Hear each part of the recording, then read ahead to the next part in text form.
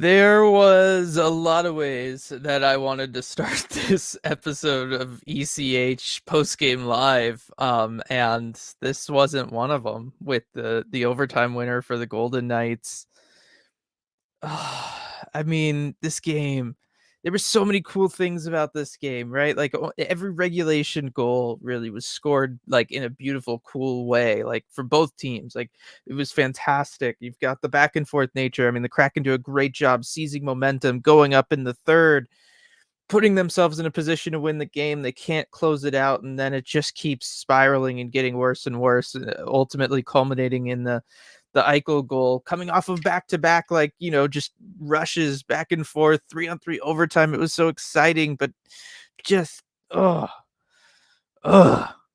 this was a big chance for the Kraken to get back in it playoff wise, and this was not the result that they needed. Is the bottom line. This was a 4-point swing game, and unfortunately, they didn't make up ground. They lost ground, and that's unfortunate. And as much as it was exciting, as much as there was so much fun to be had during it, and as cool as all the goals were, and exciting, that is unfortunately the reality that we're left with, is just that the Kraken dropped. They needed a point there. They needed Vegas not to get any by having the game go to overtime.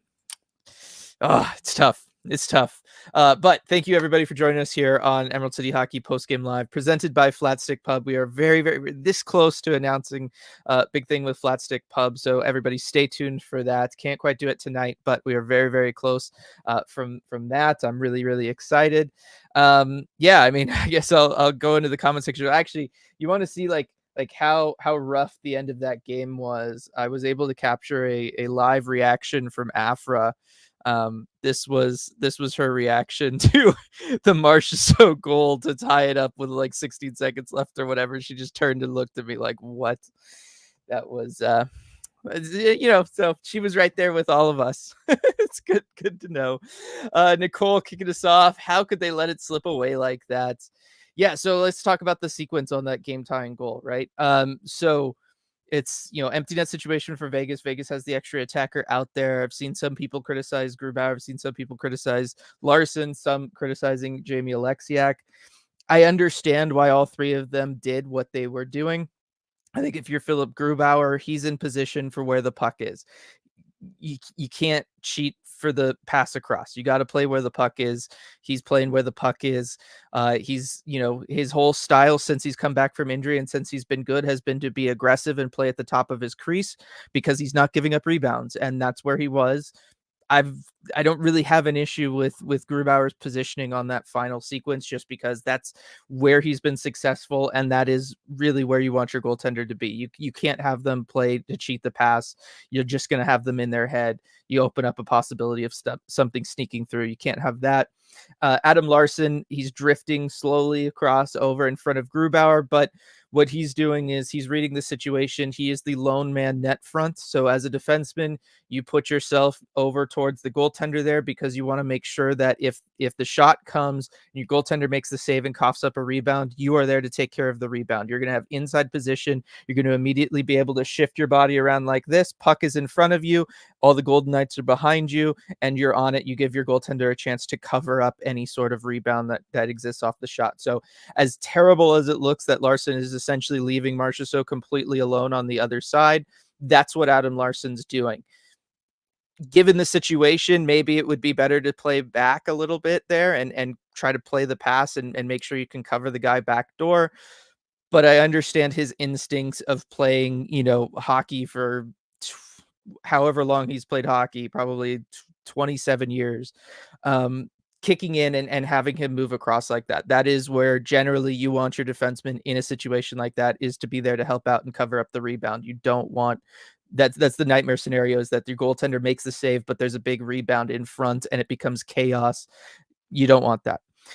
Jamie Alexiak, I understand why he kind of circled and followed. I forget which Vegas player it was, but he circles around and follows them behind the net. He comes out way too wide, though. That's the one thing. So I guess if any of the three were to be criticized, in my opinion, it would be Jamie Alexiak. But I understand what he's doing. He's sticking with his man. He's making sure that the player who was the open player, because that was the open player initially, is covered and he's sticking with him, but I would have liked as he comes around the back of the net to come back up onto Grubauer's left side. I would have liked it if he hung towards the net, stayed close, because if he's in close, Larson doesn't feel the need to shift over to the left, right, and be there to cover the rebound because he'd know he has Jamie Alexiak there instead, and then Larson can play over towards Marchessault, and Marchessault's not going to have a wide open backdoor opportunity afterwards. So I that's the way I saw that play. Just watching it the few times that we were able to watch it before overtime got going. I understand why everybody played the way that they did. It's just one of those unfortunate opportunities of the other team's got an extra guy out there. You can't cover everybody, and this was just a time like that. I mean, similar to the power play, which with Marchessault being over there and scoring on the power play goal, where again, it's just a time where they Vegas took advantage of the fact that they have an extra guy out there. They're very good at being able to generate plays, create space for them. Again, you got a decoy going, pulling Jamie Alexiak away. Marchessault knows exactly what to do. He goes to that open ice. He gets himself open for the one-timer to get the goal. It's very similar to the look that they did on the power play. So it's just an unfortunate thing. It's a good team doing something. It's, the Kraken trying to make the best of a rough situation at the end there. And the end result is just, frustrating. That's it. That's just the bottom line. Super chat here from Sean. Thank you very much, Sean. Afra needs treats after that one. Time to take a melatonin and hope I can forget the last 10 minutes of the game. Yes, hopefully you can you think about that as a maybe it was just all a bad dream, right? Maybe it was just a dream. Maybe we can make that happen for you there, Sean. But appreciate the super chat and got Afra's treats here ready to go. There you go, Afra. Get some good treats there. And then Gregory with the super chat. What a soul crushing, gut wrenching loss. And good news, I got engaged today. Yay! Good job, Gregory. Congratulations. Really happy for you. That is wonderful news. Everybody congratulate Gregory. That is absolutely fantastic. I owe you a lemon lime Gatorade to celebrate Gregory. I think it's only fair. Really happy for you though, bud. That's awesome news. Coming back over into chat here, absurdly saying with the why. It's so frustrating. This team, of course, it had to be this team. Of all the teams, it had to be this team. Infamous defeat from the jaws of victory. Pain. Yes, RJ's favorite saying, and appropriate for this one as the Kraken dropped it there. The hate for Vegas is alive and well from people here. I see that. Michael, completely unacceptable outcome tonight. That's it for the season. And yet again, cruddy goaltending and lackadaisical defense plays a huge role in screwing this team. Like I said, I just kind of gave the breakdown of how I saw the end events there and how it went down. I understand why everybody is doing what they're doing, right? Like it makes sense. I thought that the Kraken had played well defending the lead there late up into that point. I like the way that they were, Hackstall was completely jumbling the lines to make sure he had defensively responsible players out there. You look at, Matty Beniers, Jared McCann, and Brandon Tanev being out there as a line for a little while trying to defend that lead. And they were doing a great job. They sustained a lot of pressure moving forward. Unfortunately, they got tired. They had to make the change. It's just the way it is. There's been issues with that stuff all through the franchise's history. I still think just get some more finishing will ultimately do more than any of that other stuff. But like I said, I would defend all three guys on the end there. I think the one person who could do something different would be Jamie Alexiak, and I understand why he didn't. Blowing a 2-goal lead in the third to lose to the Golden Knights feels so bad from B. It does, right? Like it doesn't, it's bad. It's bad. Yes, I know. I'm upset after. It's okay. Sean, that's unacceptable, period, but it's also a perfect representation of this season as a whole. It is, right? You've got games like this where the Kraken have momentum and then just kind of throw it away. We've got the games like Winnipeg or San Jose where they don't rise to the occasion. For whatever reason, this team, the inconsistency, it's not just like a seasonal thing or a game to game thing. It could be a period by period thing. And I think we kind of saw that tonight, but this has been a team all year long that's really struggled with momentum. They've struggled with when they've had momentum, like they did at the beginning of this third period, right? I mean, they come into this third period, they score 3 goals. They go up by 2. That should be enough momentum to close out a game. It just should. and it wasn't. They struggle with that for whatever reason, and it's that I think is a bigger deal than anything else, is just the fact that they just can't quite put that together. At least we have more points against Vegas this year than the prior 2 years combined, with 1 game left to go from Sam. I guess, silver lining. That is a silver lining. Lindsay, I was 16 seconds away from being happy, but Jamie Alexiak decided to rivet to the point instead of icing it. Aerial flip up the middle. Just, yeah. Tom, can't remember feeling more bitter after a loss. RIP playoff hopes. Yes, I do think that this game probably puts it to, at the end. I was going to say if they lost in regulation, I was going to say it was officially over, because then they'd be 10 points back. It was going to be hard to make that up. I guess they're technically not 10 points back, but this is, I don't know that this is going to happen. I don't know.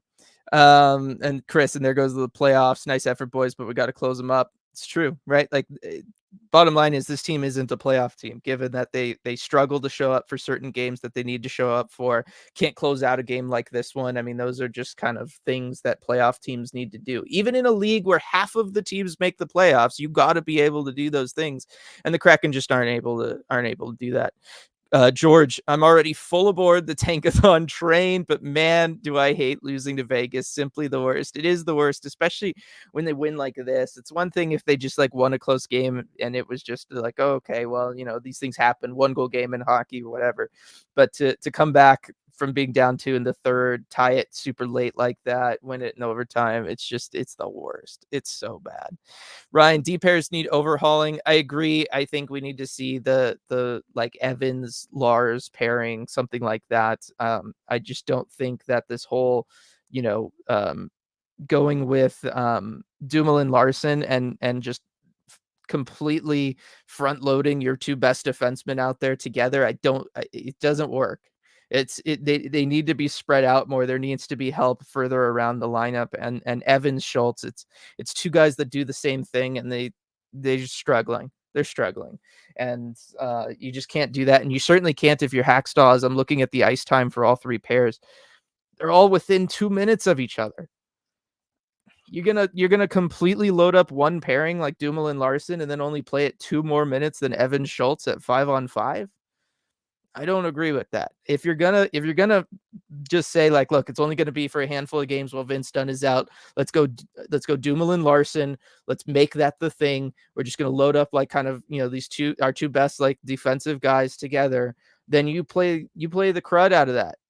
Like you play that for like half the game, right? Because they just got to do it while Vince Dunn's out, and it seems like he's getting there as far as coming back. You don't put them out there for 14-26 5-on-5. I don't agree with that one. So this loss hurts more than any other loss from Maddie. This does feel like the most painful loss that we've had this year. Yeah, it does. It does. I mean, the one thing to say is, look, at least we'll always have the Winter Classic. It's I guess one of the things we could do.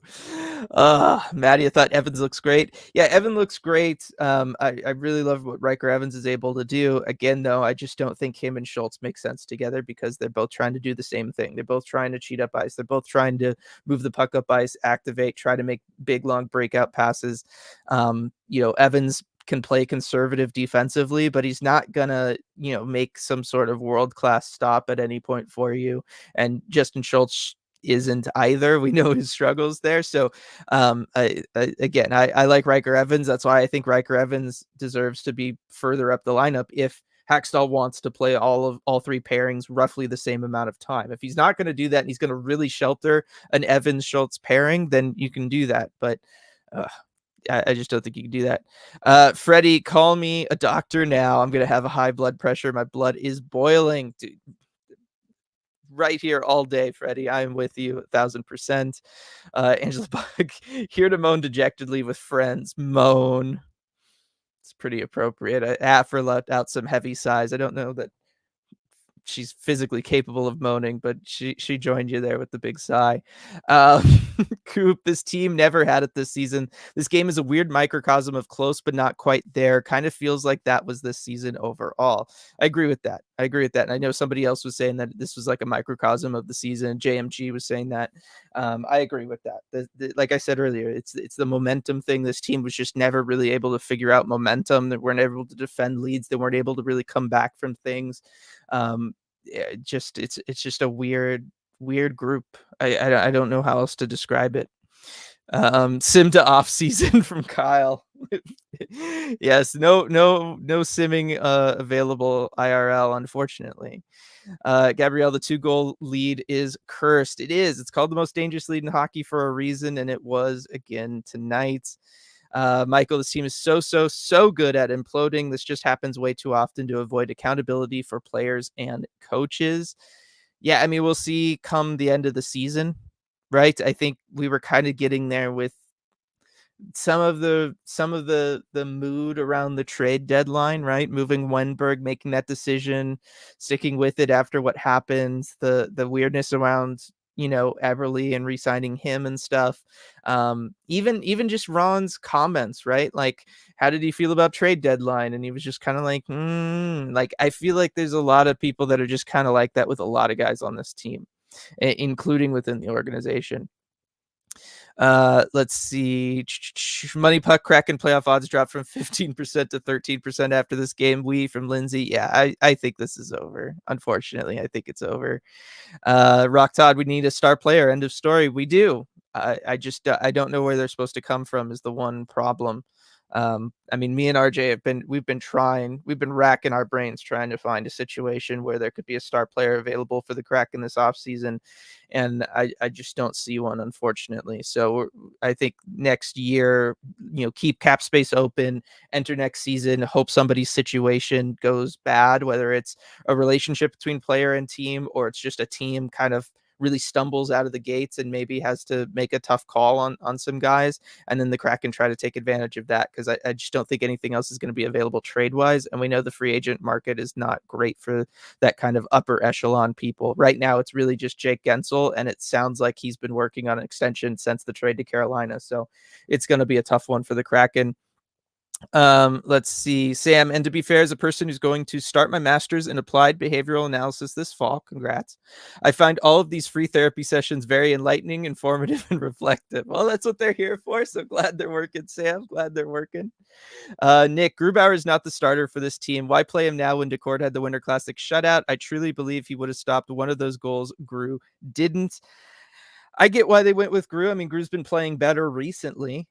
Gru had been kind of on a tear, and Gru had taken the starting job. I get where you're coming from, though, Nick, right? Like, Joey just owned this team. Like, the last time they played, he owned this team. So I thought it was a little strange. I like the way that Hextall has at least stayed consistent with whatever goaltender is playing better is his starter, is going to be his go-to guy, and he's stuck with that here. We've seen that work in the past. We've seen it not work in the past. He's at least consistent there. I guess that's the best we could hope for, but I'm with you. It was a little odd given that, I mean, Joey really owned that team. Like, it wasn't even like, oh, he got the win in the Winter Classic. Like, he shut them down completely. So it's hard to kind of, take that out of your head. Jay, frustrating game, and I think that cooks our goose for the playoff race. Got to agree, Jay, unfortunately. Edward, it was 4-2 Kraken just scored. I got a call from my brother. Came back just in time to hear the overtime goal. What happened? We blew it, Edward. We blew it. That's what happened, unfortunately. Oh, it wasn't good. At least you didn't have to see it real time, Edward. That's what I can say. Coop, the fact that every time we get to face an empty net, I know in my being there's no chance of scoring an empty netter is wild. We have to be the worst in the NHL at finishing games with an empty net. That is something I don't know if that's tracked. I'm sure it's tracked somewhere. Somebody's got the stats on that, but it would not surprise me if the Kraken were top 3.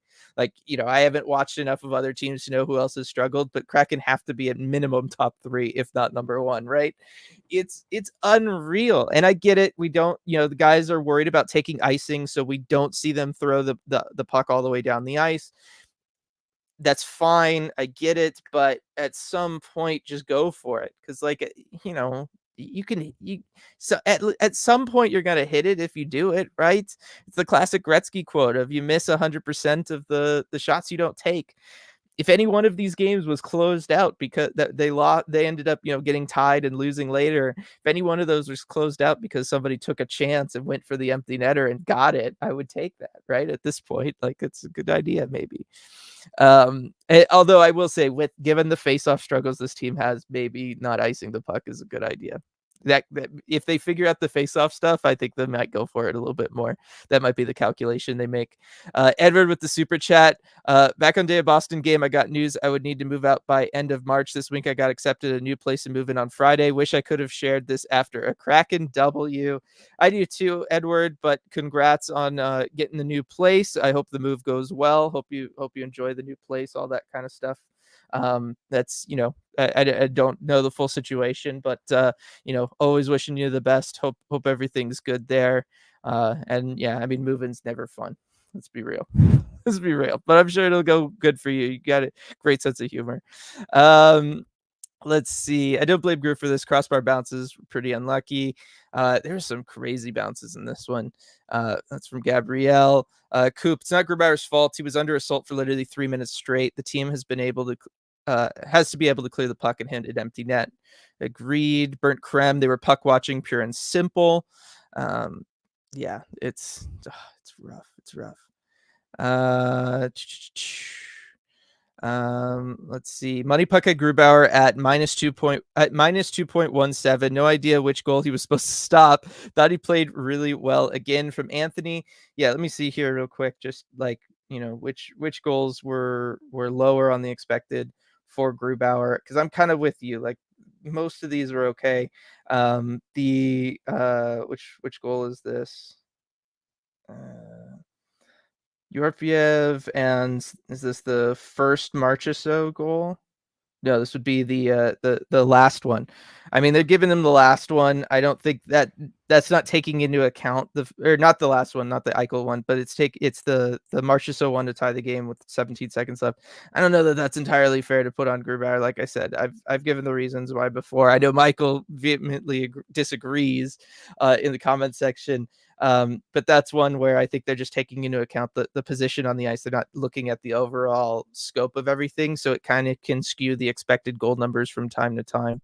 Because yes, a shot from that spot on the ice, goaltender most of the time is going to make a save. It's just not always going to be an empty, one timer where they have an extra guy on the ice, right? And one of his defensemen is a million miles away.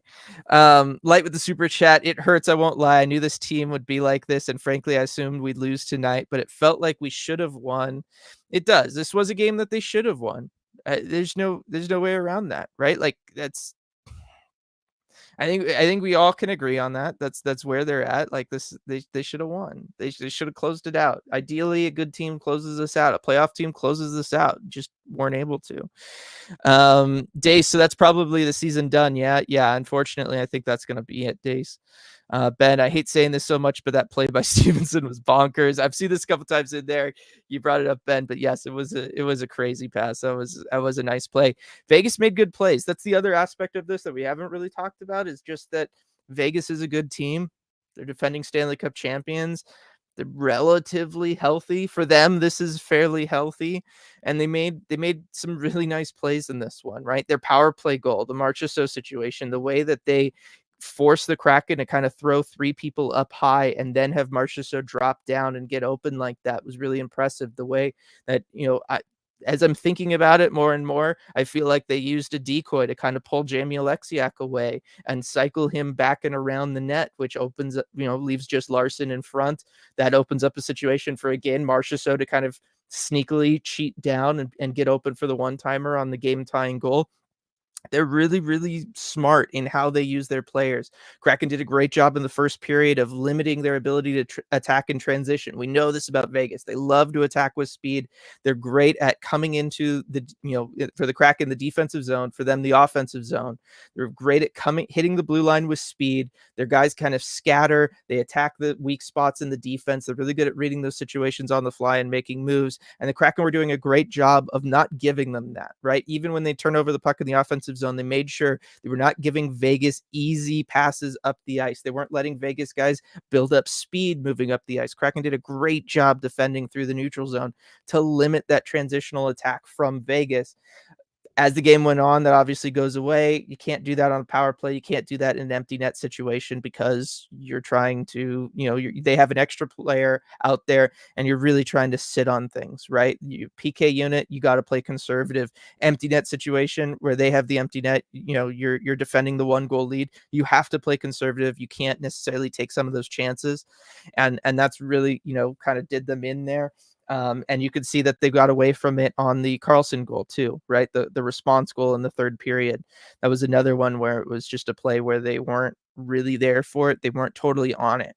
And that kind of just that little slip up allowed Vegas to get back in it. But the bottom line is Vegas is a good team and they're capable of doing this. And it's entirely possible that if the Kraken were playing all but a handful of the top tier teams like Vegas can be, they do close out this game. It's just the way it is. That Kraken fan page official, thank you for the super chat here. This is looking way far ahead, but I'm curious because I haven't paid much attention to the offseason before. What are the first couple of moves you're aiming to make in the offseason? Go Kraken, guys.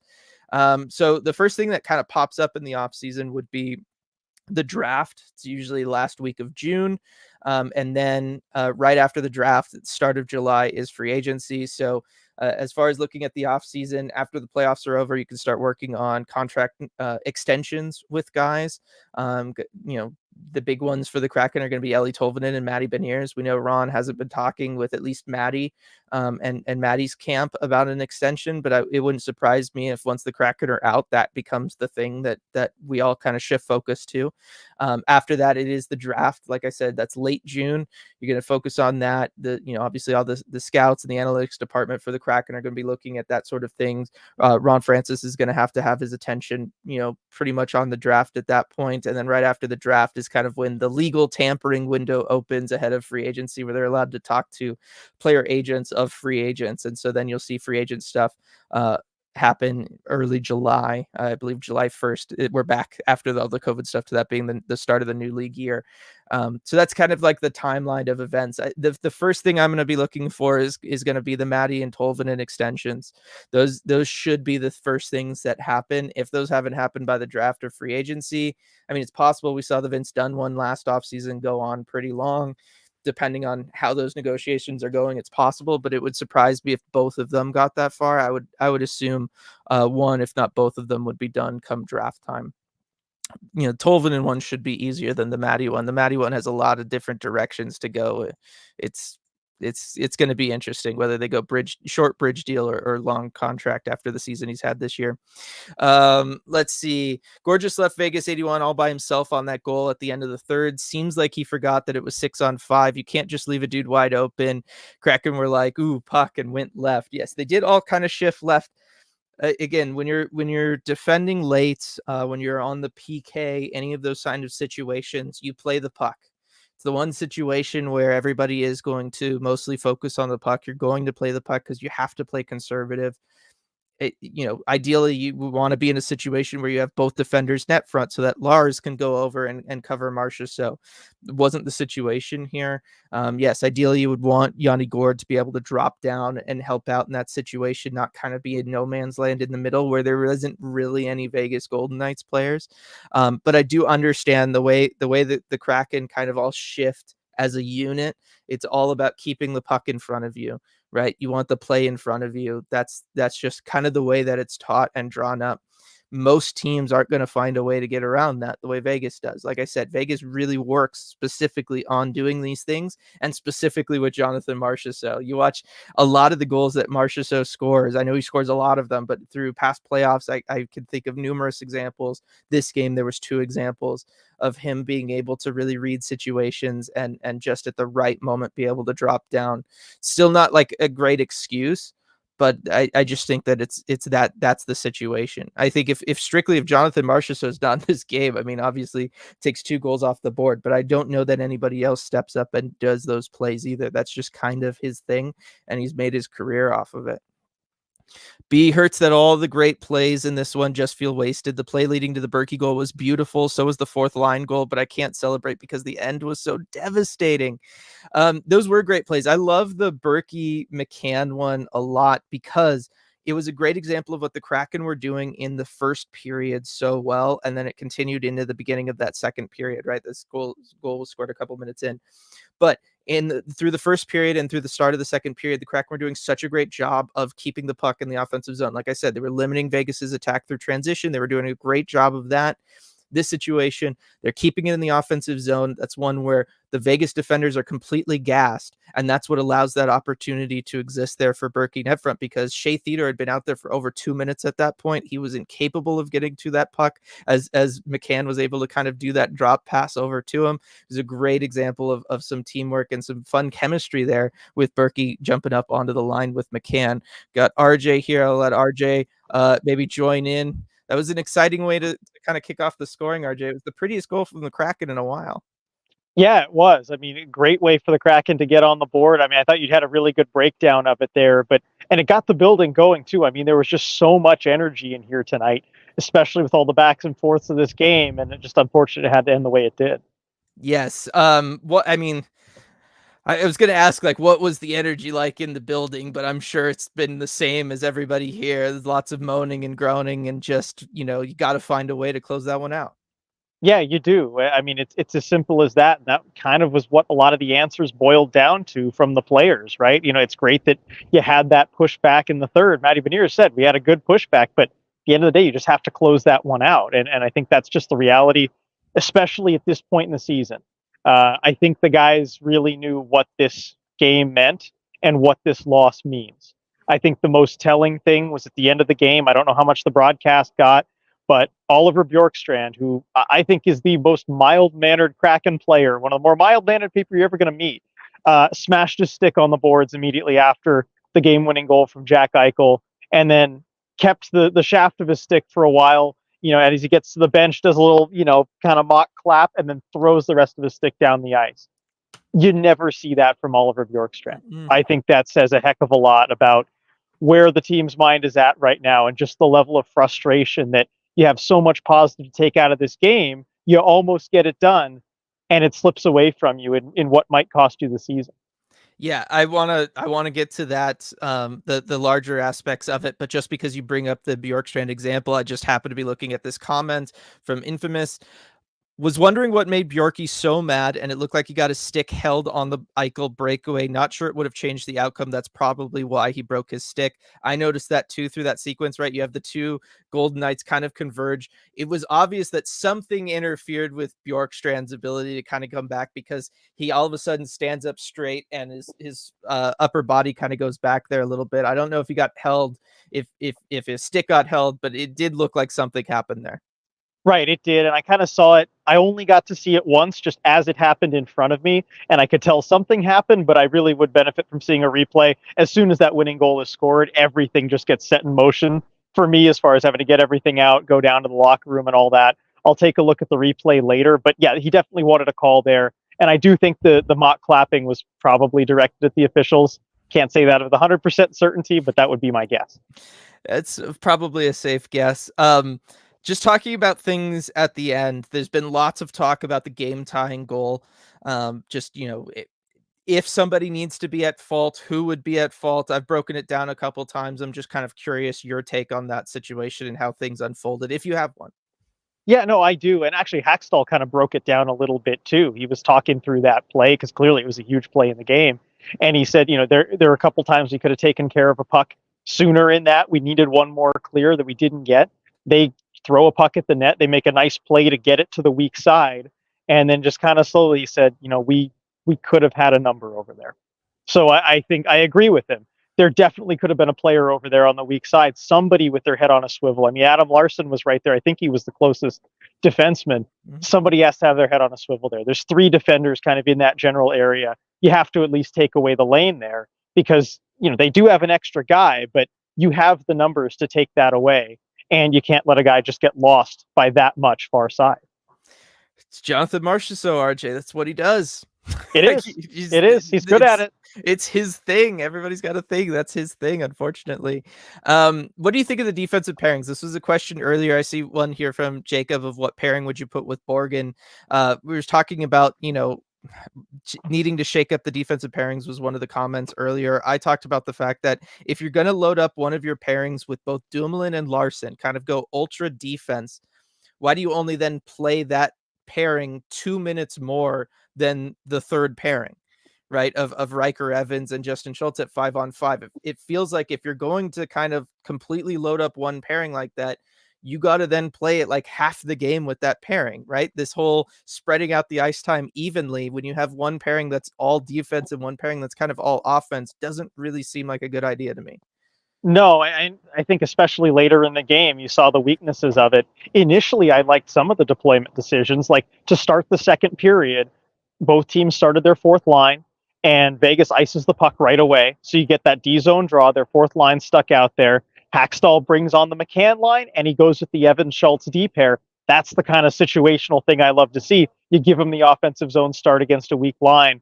But those opportunities just kind of broke down later in the game, where especially given the pace and just with how much is going on the fly, you didn't really have the chance to do that. And so then it comes down to, are the D pairs themselves something that you can work with in numerous situations that I don't know that they are.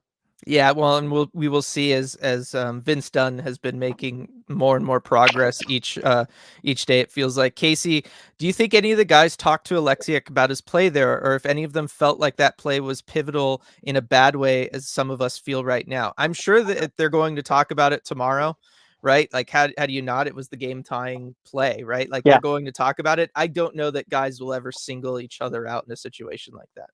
No, that's not how a locker room works. Not a healthy one, anyway. I mean, if you're having guys kind of doing that and be like, come on, Rig, that's not good. That's not a good dynamic to have. And I don't think the Kraken have it. But those are the kind of things that you do go over in film. The players know also, Yes. it's something they know immediately. They've played enough hockey in their lives. They know when a mistake is made like that. It's just about kind of drilling that in. And you get that by going over film. Yep. A couple super chats here from that Kraken fan page official. Lars smacked his stick on the goal as well. I could see him being upset with maybe jumping up into the play as much as he did, and then he wasn't there to be back. I get that, but I also get being caught up in the moment of the back and forth fun overtime stuff. Yeah, and Hackstall even mentioned, he said, once it gets going like that, there's nothing you can do. It just has its momentum of its own, and you can't stop it until a team scores. And that really is the case. Just, it has to go back and forth. Yeah. And then a very kind super chat here from Paul. Just wanted to shout out Dylan and RJ. I've been listening since year one, and you guys have made me a smarter hockey fan. Maddie bounce back year, and Shane with the Calder next year. Loving the optimism towards next season. Thank you very much for the kind words there, Paul. Appreciate that. Always glad to hear it. And yeah, RJ, I mean, one of the discussions this year is people starting to pivot towards looking towards the offseason or next season, because this kind of feels like it. It does. I mean, you look at the standings, you look at the reality of it. The Kraken are 9 points out now after 64 games. I hate to have to be the one to say this, but no team in the salary cap era has made the playoffs when they were 9 or more points out after 64 games. It would be an unprecedented thing to do in the cap era for the Kraken to make the playoffs at this point. I'm not saying they can't do it, but that is just the reality of the hill they have to climb at this point. Yeah, if they're going to do it, it's going to be historic, is what you're saying. Yes. Gabrielle, what I hate the most is McCann works so hard to create opportunities, and it feels like we don't have the follow through for the setup he manages to create. I feel that way about a couple guys. It felt that way with Wenberg, really his whole stint with the Kraken, and that just comes down to the struggle to find more finishers. Right. It's the long-term need the Kraken have. We've gone over it many, many times, and unfortunately, until we get to the offseason, there's just nothing they can do about it. Yep. Moose at the gym right now, about to take out my post-game frustration on some iron. Good job, Moose. That sounds like a pretty good idea.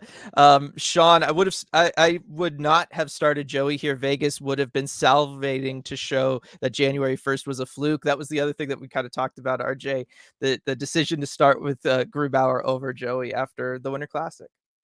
Yeah, Joey had a fantastic game at the Winter Classic. I think Hackstall, this is just consistent, right? He goes with whichever goalie has been playing better of late. Doesn't always focus on the matchups, really, or past history, right, against these teams. And I don't think you can really pin this one on Crew. You look at the goals. I don't think he had much of a chance on just about any of them. So, I don't think it cost him the game. Yep. Some talk about our, struggle scoring empty net goals. Viren, we've got 7 empty net goals, 26th in the league, standby for success rate. Let's see. I'm looking for the follow-up for that one here. So 7 goals on 22 empty net opportunities for a 318 success rate, which is 28th in the league. Net success Even got the rate. league ranking. Good job. Yes. Net success rate subtracting this the 465 goals allowed is 0.136, which is only 23rd. So I mean, it's not the worst in the league, which is what we were all kind of like speculating. It sure feels that way a lot of the time, but no matter how you slice it, they're in the bottom third. Yeah, it's not good, and it's the kind of thing that needs to bounce back just over a whole season. That's 3, 4, 5 standings points that it can get you. Yep. People agreeing it looked like Bjorkstrand's stick was held there.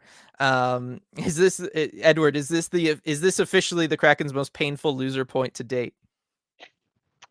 Oh man, probably. It sure feels like it. I know there's some recency bias in that, but just opponents, how it happens. I mean, it was bad. It hurts. Did they lose in overtime to Arizona year 1 on the Lawson Krause where he scored a couple goals? Is that overtime? Oh, No, that gosh, was regulation, wasn't it? that was regulation. Ooh. Yes, that was a really bad game. That was Sorry to call that one that back, was but that's so long ago. That was pre-Mullet Arena Coyotes era. That's a crazy game. Kessel was on that team. I remember Phil Kessel being a part of that situation too. It's a wild oh yeah, one. speaking of hot dogs up in the press bridge tonight, Kessel mentioned had to throw that in there. Cool. Snaps for whoever made that decision. Let's see. Is RJ at CPA? Yes, he is, Scott. After every home game. Let's see here. I had one. Trying to think of a way to prove this isn't a green screen. Well, I mean, just wait long enough. They'll start playing music. I couldn't have just grabbed this out of nowhere, right? I was gonna say you're a big root beer drinker. That's probably just yours. That could be in your right. apartment, no problem. Zoe, is there any update on Schwartz? Dunn seems close to coming back, but I haven't seen any updates on Schwartz. No update on Schwartz aside from just day to day. And we ask Hackstall every day we get the chance to talk to him, and he'll usually say no update. So until we see him on the ice, he's at least a little ways out. Yep. Gonna need some Shane for Calder t-shirts mocked up for next season. Oh yeah. That is on the off-season checklist. Yep. Got a couple of Vegas fans in here wishing everybody good game.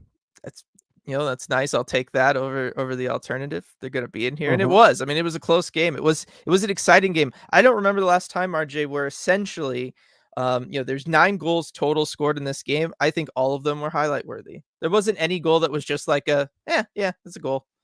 Huh. You know what? I didn't think about it that way, but yeah, they were all some pretty goals. Yeah, like these were all goals you could break down, and or they were like interesting tips, right? Like you can't always break down a tip in goal, but almost all the other goals, like you could do a pretty extensive breakdown to kind of see how it all set up, and to me that means they're interesting goals. Yeah, from your perspective, certainly, but I mean they were also just kind of pretty. Yep. Marvitar, too late to start tanking. It's never too late.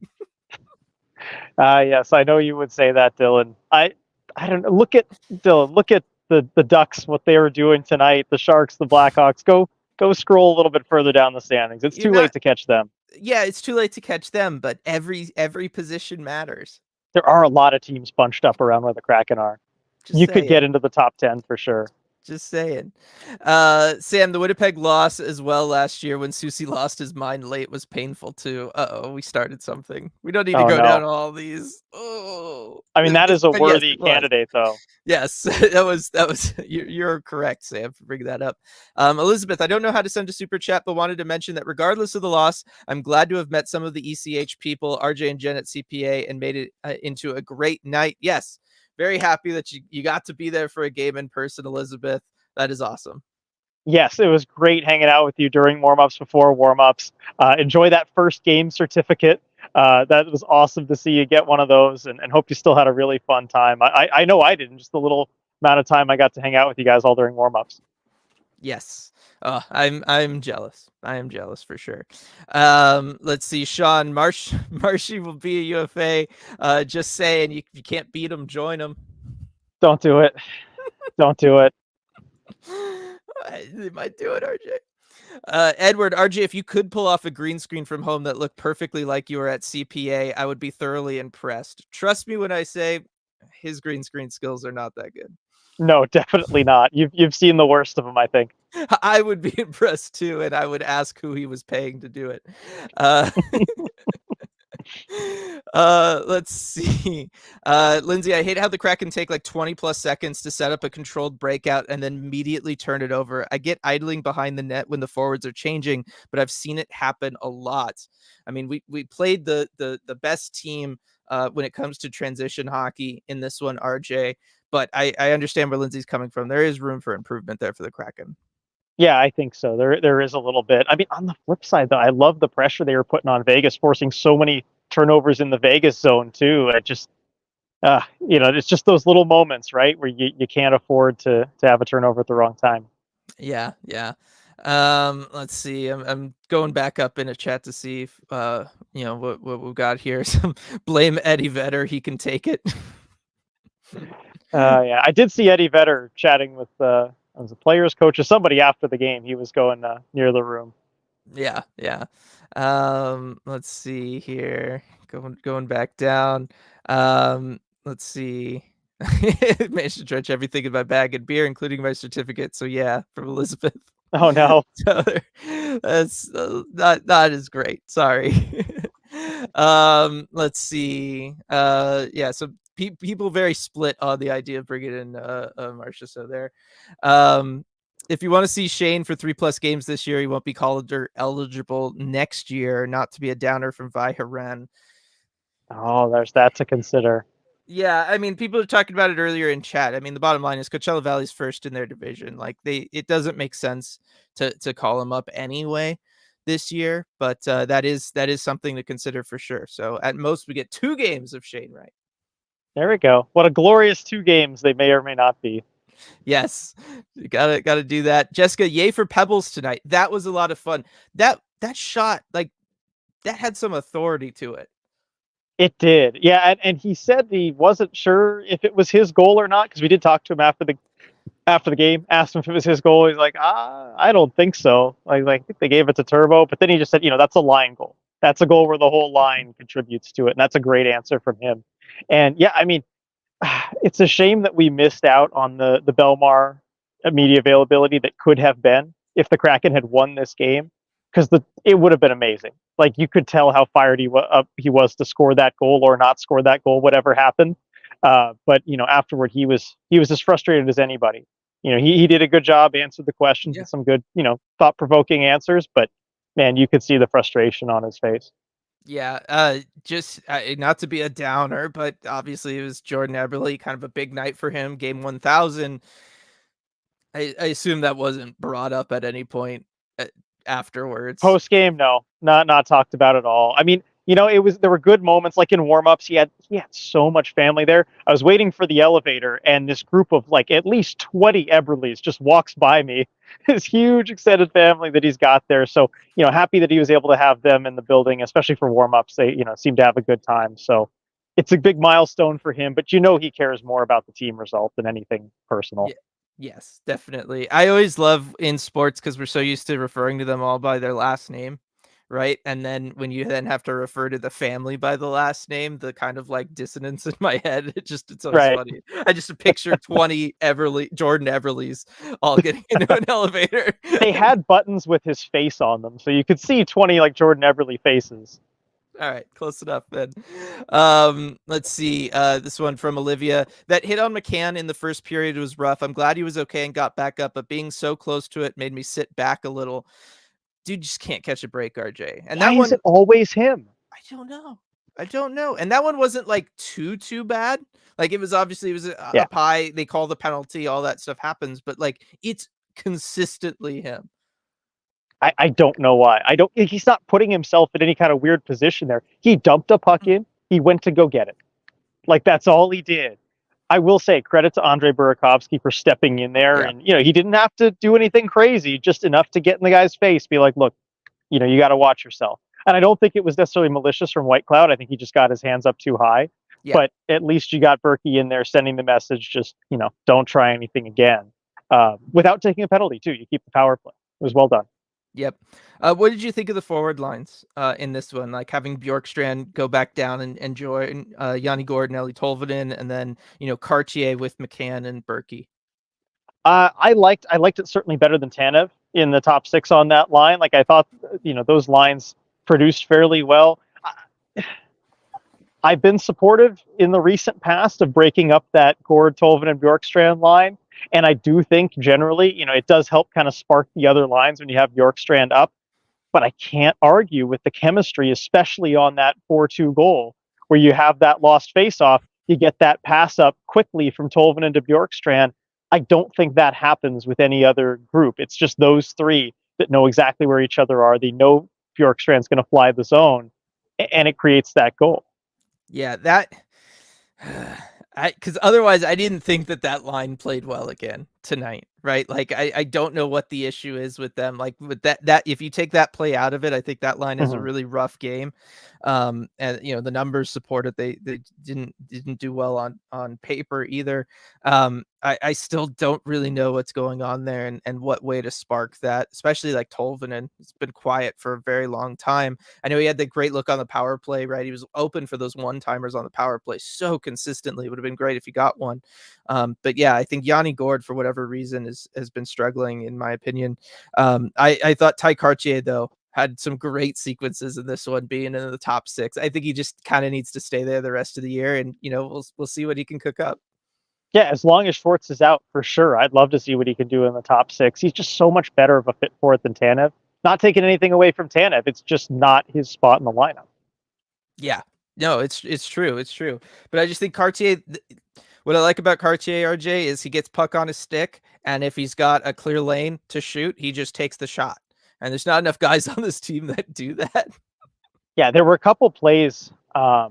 What was it in the second period where Vegas just turned the puck over in their own zone a couple times, and you just feed the puck to Cartier, he'll fire away. Like I love that strategy. Doesn't dust it off, just boom, right at the net. Yep, good stuff. Zoe, Ebbs was the only forward to not record a point tonight. Oh no. That's so sad. It's so sad. And yet, for some reason, it doesn't surprise me. Yeah, I will say I didn't notice him a ton in this one. Yeah, no, I thought the Maddie line played really well, right? Like I thought they did a good job.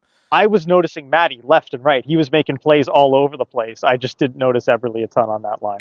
He wanted it for Ebbs is the bottom line Yeah. there. But I can also say, as somebody who has watched Jordan Eberle's entire career, I'm really not surprised.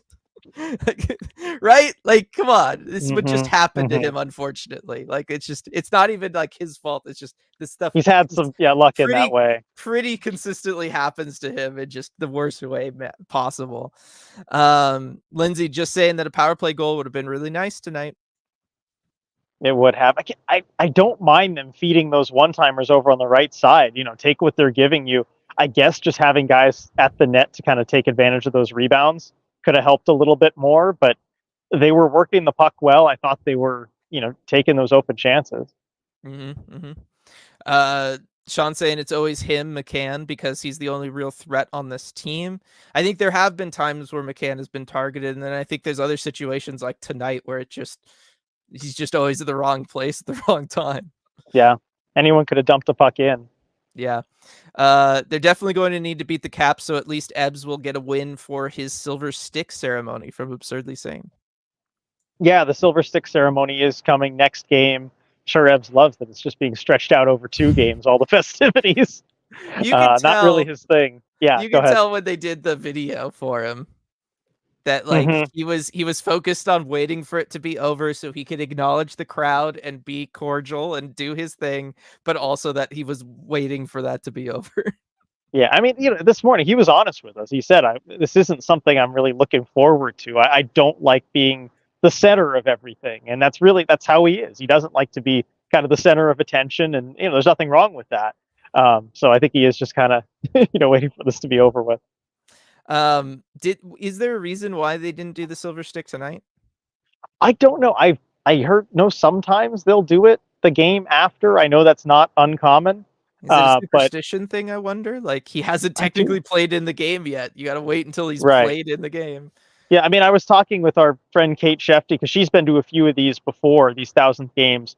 And I think it was no, Eric, one of the Johnsons, Eric Johnson, his 1,000th game, and then another one. I think it was a stall, Johnson in the stall, and at least two of those were on their 1,000th game. So they've done it both ways. I remember Gio wasn't on his 1,000th because his No. 1,000th was a road game, and he didn't play the game they did the ceremony because he was being held out for trade reasons. But it happens both ways. I don't know why the decision was made to go with the next game. Yeah, and then B, I love the Ebbs 1,000 game logo. I want it on an enamel pin or something so bad. Do you know if they were selling like that as a patch or anything? I don't, but I can follow up on that because that's a good looking logo. It was really cool. I don't remember really seeing that for a 1,000th game for like another player before. Didn't they do one for? I don't know if they put it on the jerseys. They had Geo where it was like G with Geo 1000, like Geo. Maybe. It I've didn't look as blocked good. most of that season out of my memory for Fair enough. obvious reasons.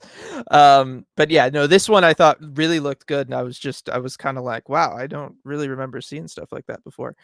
Let's see, some talk about how the whole situation works, as far as the ELC and the rookie eligibility for Shane Wright next year. Kylie saying it's on a puck for sale, the logo. So there we go. Okay. There is that. That, that's not a bad thing to have. And Angela Bug, RJ is correct. It was G and then like 1,000. So it was like Yeah. G1,000. Okay, that makes sense. That makes sense. Let's see. Via Ren, I'll take Tolvi shooting on the power play again. Feels like it's been a while since he did anything but pass it back to the D. I mean, he almost broke the glass tonight based on the sound. I know.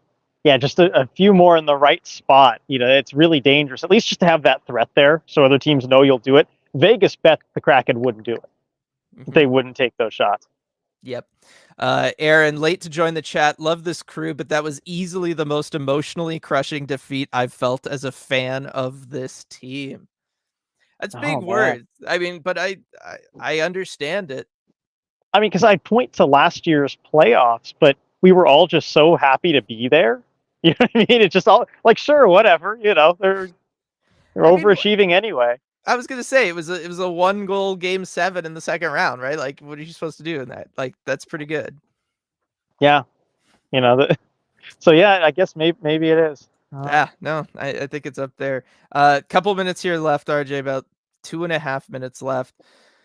I mean, what should we look forward to for the next one? Obviously, we've got the Eberle ceremony, right? That's going to be a big deal. But as far as what the Kraken can do here, because I felt like they played a pretty good game throughout this one. Yeah, they did. If you could just pretty much bottle that for most of the game and release that against the Capitals, you're probably going to get a win. Vegas is a very good team, and more than other teams, they'll just make you pay for small mistakes in big moments. I can't think of another team as just weirdly clutch as Vegas is, and man, they showed it tonight. The Capitals aren't that way. They're an okay team. They're an average team, and you should be able to beat them if you're playing well. And I think Hackstall kind of summed it up at the end of his presser. He said, there's nothing. We just have to get back to work tomorrow. We'll be here in a couple days, and just have to try and go after those 2 points. Like, we can't do anything but that. Yeah, I mean, my big thing would just be like, figure out how to harness momentum for once this season, right? Because that's been such a struggle for them. You look at the third period for this one, RJ, right? They enter it down 2-1. They go up 4-2 in roughly a 10-minute stretch of time, and then you just slowly work backwards from there. Just don't do that. Like, why do you have to do that? Why do you have to blow it all for the last 15 minutes of the game? You can just keep momentum for a little bit longer and you're okay. And it's just something that this team has so consistently struggled with. But knowing how much of this group is going to be back next year, right? If we are kind of all on board with the idea that this was really it, use the rest of this season to try to work on some of that stuff. I know you're always going to lose some stuff over the course of an off season, and next year is going to be its own year. And maybe everybody gets back to shooting at 29% or something next season. But I still think that these are valuable reps against teams that you can try to figure things out, knowing that you are a core group of players that is going to be returning next season. And I think that that's kind of the position that the Kraken need to shift to. And if I'm the coaching staff, I kind of start shifting towards that stuff. I really start looking at certain lines, certain D pairings, all of those kinds of things. And if we are going to see something like, a breakup of, say, Alexiak Borgen, I think we'd see it here late, just because you're trying to get a head start on next year. Right. And we saw some of those things at the end of year one where, it was much clearer at that point. It was a lost season from a standings perspective, but you saw the start of the Dunn-Larson pair together. After the trade deadline, you let Gio go and you got Dunn-Larson together, and that became a wonderful thing for the Kraken. This could be the start of some pairings or some line combinations that are going to help you further down the road, including next season and beyond. So, starting to think that way, I think, might be a little beneficial. Didn't we see that with Alexiak Borgen too? I think we might have. It all kind of fell into place once you had Dunn-Larson together. Yeah. Just a quick stuff here. Anthony Grubauer Thursday against Washington, or back to Joey? I'd go back to Joey. I would too. So that one's good. Let's see. I've heard they're not doing patches, which is very unfortunate. That's from Kat on the Jordan Eberle thing, 1000th game thing. That is unfortunate. Scott, that loss was a dagger. Any truth to the rumor Wenberg was offered an extension by Francis and turned it down? Well, Francis said they had discussions with him, but it didn't really get that far. So, yep, there's that. And then, Maddie, I did miss Wenny this game. A couple people have said that throughout this one. You wonder about defending the lead late. Yeah, he'd be out on the ice a lot in that situation, yeah. But do we get to... Wait a second. Is this the first... This would be the first game all year that we've scored 4 and lost, right? It would be. Yep, that's right. Well, sorry to bring that up and then leave us all on the bummer of that, everybody. Dylan! I'm sorry. It just clicked for me because I said, well, without if Wenberg was here, maybe we don't get to the 4 goals, and then it clicked. I was like, oh no. It's a different team, Dylan. If Wenberg was here and we scored 4, we would have won. That's that. If we know anything, we know that. Yep. All right. Thanks everybody for joining us for this one. I know it was a tough game. Appreciate everybody being here to go through the therapy session with us. As always, huge shout out to Flatstick. Like I said, we've got special news coming very, very soon. Very, very soon. Yep. Really excited for it. So stay tuned for that, everybody. And we will see everybody next time.